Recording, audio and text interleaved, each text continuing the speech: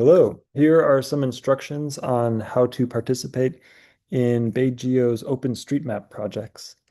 So if you go into a project, and the link to this page will be in the description of this video, you can open it up. And on this page, there'll be some instructions and information about this particular project. This is on the OpenStreetMap US Tasking Manager that has all sorts of projects all around the US. But this one is one that BayGeo has organized to map the buildings in Alameda County. So you can scroll down here and see there's some instructions about this project. And the goal, again, is just to map buildings only in Alameda County in the East Bay. So when you're ready, you can click contribute here. And this is where it'll make you sign in to an OpenStreetMap account. I'm already signed in here. If you don't have an account, you can create one. It only takes a minute. And that will allow you to get to this page where you select a task to map. So again, there's some instructions here that we'll go over in this video. And on this map on the right here, all these white boxes are tasks that need mapping. So each of these white boxes has some missing buildings. And by selecting a task, you're going to map all the buildings in that little square. So you can just click map a task here. It'll assign you a random task. Or you can go in and find an area that looks interesting and say map selected task. That will open up in what's called the ID editor, OpenStreetMap's browser editor. And this is where we can map things. So if you need some more space, you can collapse these side panels here. And you'll notice that on the map here, it shows satellite imagery underneath some map data. So the existing data here is what is already in OpenStreetMap. So you can see there's some buildings mapped here, some streets and roads, some pedestrian infrastructure, bus stops, all sorts of stuff. But again, today we're only mapping building footprints. And I do see that there are some buildings mapped here, but there are also buildings I see in the satellite imagery that are not added. I don't see any of these polygons or what are called ways in OpenStreetMap over some obvious buildings here. So we're going to add those. And in this task, you'll see this pink square. That's the task I selected. So I'm only responsible right now to map the buildings within this pink square. I'm not going to go outside and map those because that's a different task. And that's how the project kind of moves along is square by square. So to map a building, I can click on area up here at the top. And I'm going to zoom in quite close so I can be accurate and draw a shape by clicking around each corner of this building. And when I'm done, I can double click.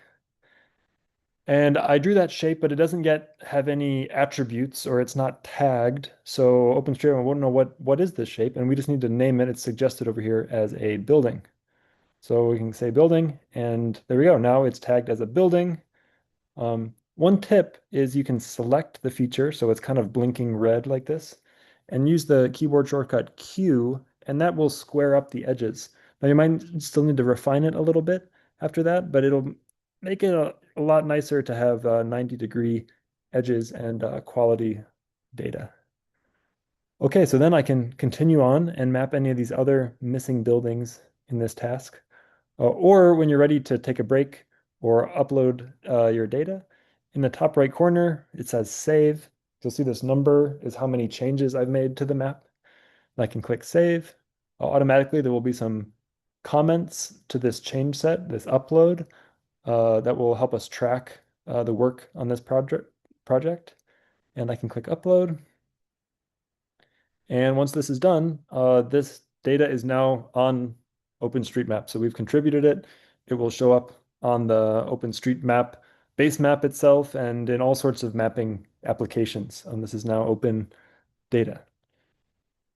A couple other things is when you truly do map all the buildings in a project, you'll need to complete this on the right side and say this task is completely mapped, yes or no. If you want to take a break or this task is not for you, you can say no. And then you can either submit task or select another task if you want to just exit this one. But if it's complete, you'll say yes, and then submit here. Uh, One other thing is as an option, this is everything we've talked about now is what you need to know to map in this project.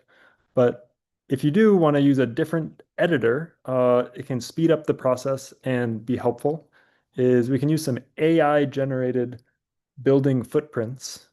Um, if we click down here on the editor used, we've been using this ID editor and we'll use this one called Rapid.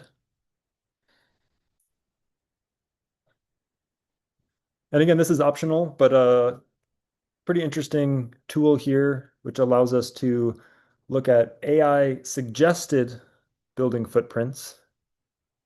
Um, these pink polygons here are not in OpenStreetMap, and I can toggle those on if I use the keyboard shortcut Shift R. I can turn on and off those suggested features, those pink polygons.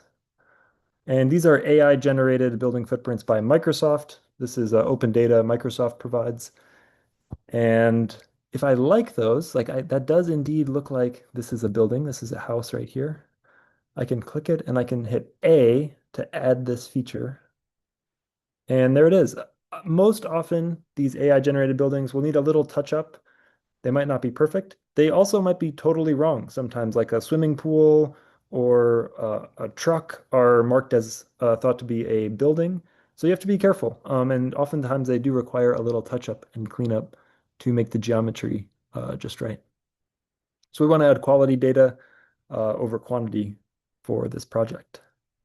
And again, once you've mapped all the buildings, so you'd see I still have some more to go here in this task, you can fill out the panel on the right side accordingly. Great. That's it. Be sure to check out BayGeo's website for OpenStreetMap and other projects. Thank you.